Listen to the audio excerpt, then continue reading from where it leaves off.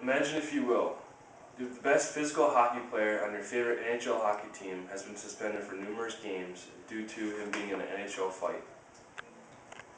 This is what the NHL is trying to do, suspend the players for fighting rather than keep the 5-minute majors as they are. You might have family members, or you yourself may be an NHL hockey fan and may love the NHL fights or just NHL hockey in general. I've played hockey all my life, and I can tell you that the physical part of the game is a critical component, and it's very important and very key that you continuously stay on edge and stand up for yourself.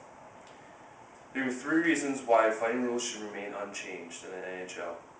Fighting gives its uniqueness, fan attraction, and team motivation, and I will also be covering overcoming objections. The uniqueness is gone. Hockey is a very physically demanding sport, and that you need to play well and be at your peak performance throughout the entire game. You may also, or actually you will also have to be able to defend yourself throughout the entire game. You may have an enforcer in your team, but it's also good to be able to defend yourself as well. Fighting was built into the game ever since the early 19th century when hockey was introduced in Canada.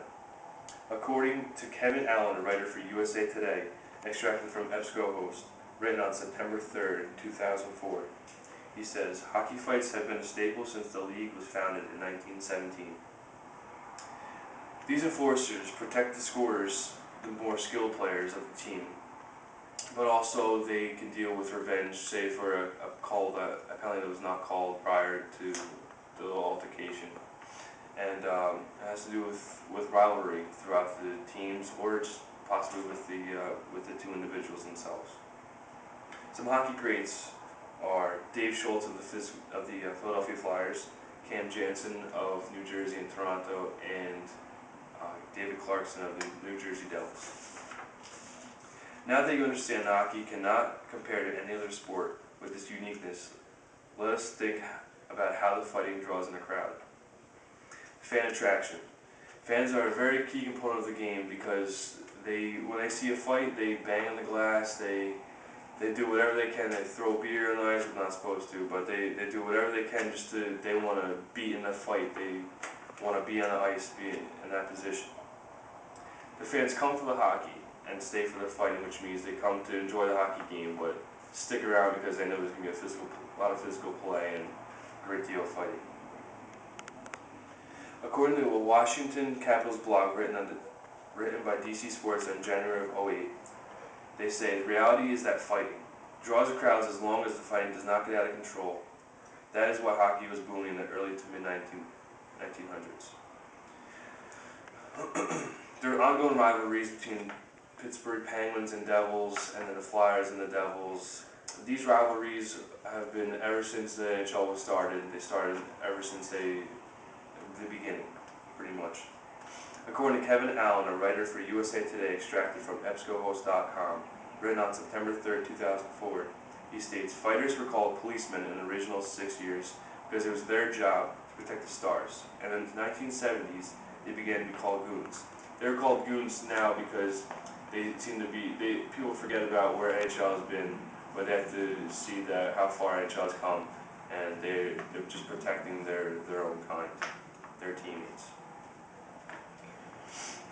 Now that we know fighting in a game is proven to raise attendance levels, let us look at how the players themselves are motivated off of a fight.